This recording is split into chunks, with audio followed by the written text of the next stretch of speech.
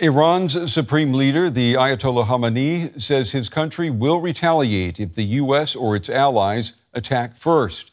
The warning follows U.S. President Donald Trump's threat to bomb Iran if the Islamic Republic does not agree to a new nuclear deal with the U.S.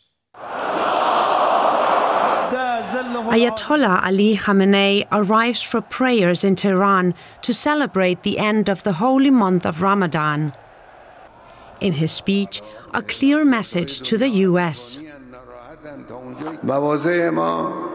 The enmity from the U.S. and Israel has always been there.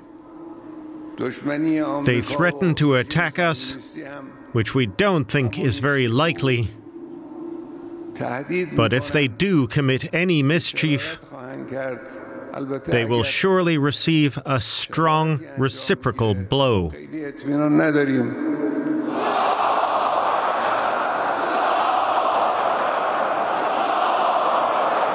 It was Iran's supreme leader's response to U.S. President Donald Trump's demands for a new nuclear deal between the two countries.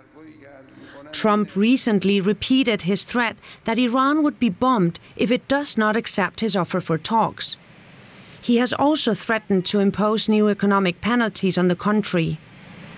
We're going to make a decision on secondary tariffs on Iran based on whether or not they're going to make a deal. If they're going to make a deal, then we're never going to put secondary tariffs on. You know, they have a great, long, successful life as a country.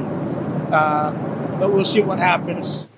Since taking office in January, Trump has reinstated his maximum pressure policy. In his first term, the U.S. withdrew from a landmark agreement on Iran's nuclear program and reimposed sanctions on Tehran. Western countries have long accused Iran of pursuing a nuclear weapon and using proxy forces to expand its influence in the region. Charges Tehran rejects. Iran has said it will not engage in direct talks under the threat of military action, but it has left a door open for talks through intermediaries. Well, joining me now is Alex Vatanka, a Middle East analyst and founding director of the Iran program at the Middle East Institute in Washington, D.C. It's good to see you again. You know, it was U.S. President Trump who took the U.S. out of the original nuclear deal with Iran. What would this new nuclear deal, what would it look like?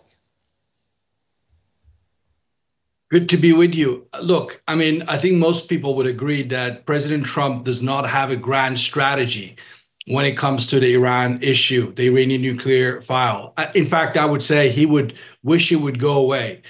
But the reality is, in terms of politics here in Washington, D.C., where I'm speaking to you from, you know, he needs to do something on the Iran issue. There are plenty of different factions that want to see some movement on the Iran issue. And some of U.S. allies in the Middle East, particularly Israel and some of the Gulf countries, wanted to see some action. And that forces President Trump to do something. But in terms of your specific question, what would it look like? President Trump has made it very clear. All he's asking for, essentially, and this is something Iran should be able to live with, is that there is no Iranian nuclear weapon.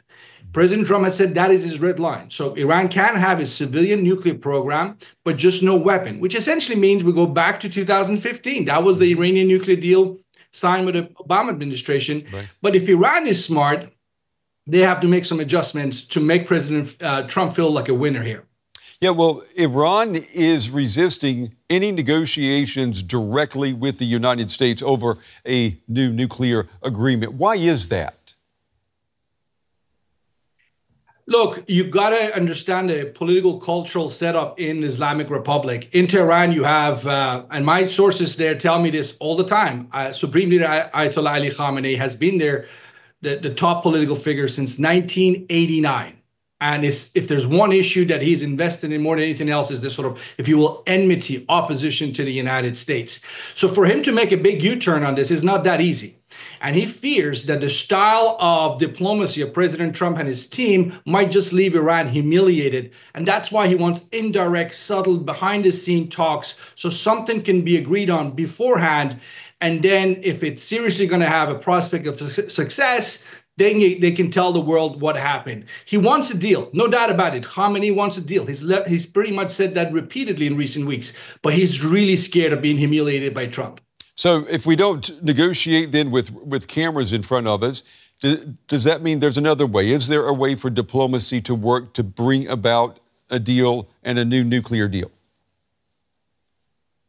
Some of that is already happening. I mean, the country of Oman has done a lot of shuttle diplomacy in recent weeks and months. There are other candidates out there that are offering their services. Qatar, Saudi Arabia, and most likely the next country or the first country for this President Trump 2.0 to visit. They've offered their services. So there are ways to sort of pursue diplomacy if there's a political will in Washington, Tehran. I think there is a political will in Washington, Tehran. Both sides want to look like they're going in as essentially the ones who are demanding the other side to succumb, and that's the wrong way about it. So, calming the rhetorical side of things would really help the diplomatic track at this moment.